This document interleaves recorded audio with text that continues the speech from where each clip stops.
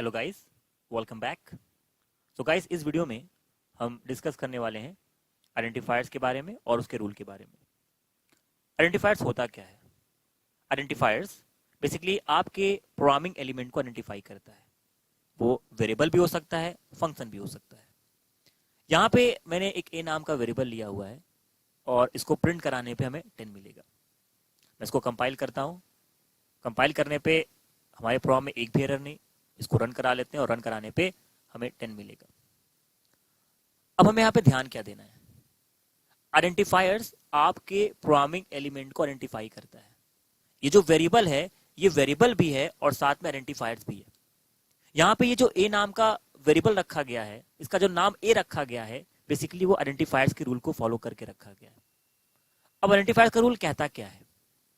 जब भी आप कोई वेरिएबल क्रिएट करोगे, मींस जब भी आप कोई आइडेंटिफायर्स क्रिएट करोगे, आप कभी भी उसे डिजिट से स्टार्ट नहीं कर सकते। जैसे मैं यहाँ पे क्रिएट करता हूं 1A, तो आप देखोगे यहाँ पे 1A लिखते ही यहाँ पे एरर जनरेट करने लगा। इसको मैं कंपाइल करता हूं, कंपाइल करने पर एरर 2 लिख कर आ रहा है, आप देख पा रहे होंगे।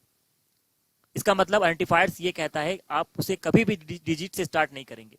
अगर आप चाहें तो आप बाद में डिजिट यूज कर सकते हैं।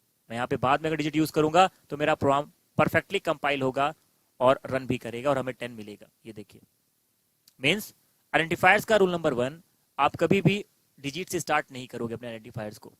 आप इंड कर सकते हो, इवन आप मिडिल में भी यूज कर सकते हो। A1B, ये भी परफेक्ट है। कंपाइल करते हैं, ये देखिए कोई मिस्टेक नहीं, करेक्ट।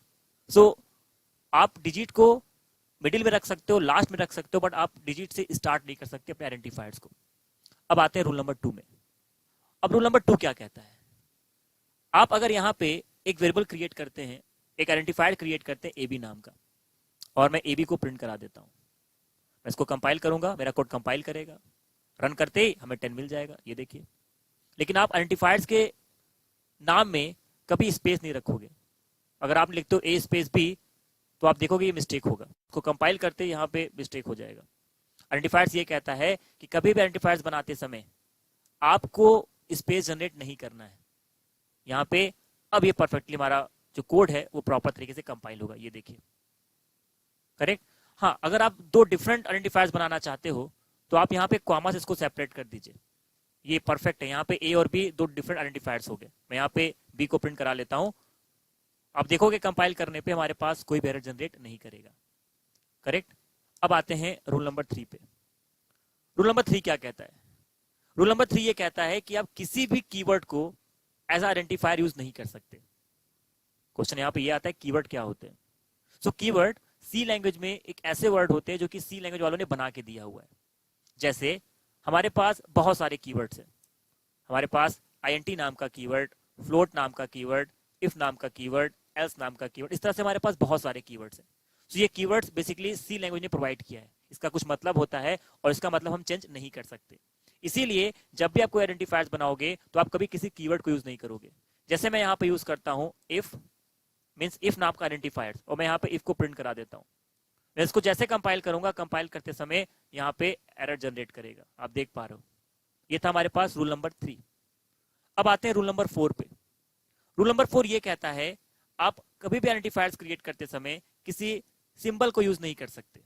जैसे मैं यहाँ पे यूज करता हूँ @A, आप देख रहे हो यहाँ पे एरर जनरेट कर रहा है। इसको मैं जैसे कंपाइल करूंगा, कंपाइल करते समय हमारे पास एरर जनरेट कर रहा है।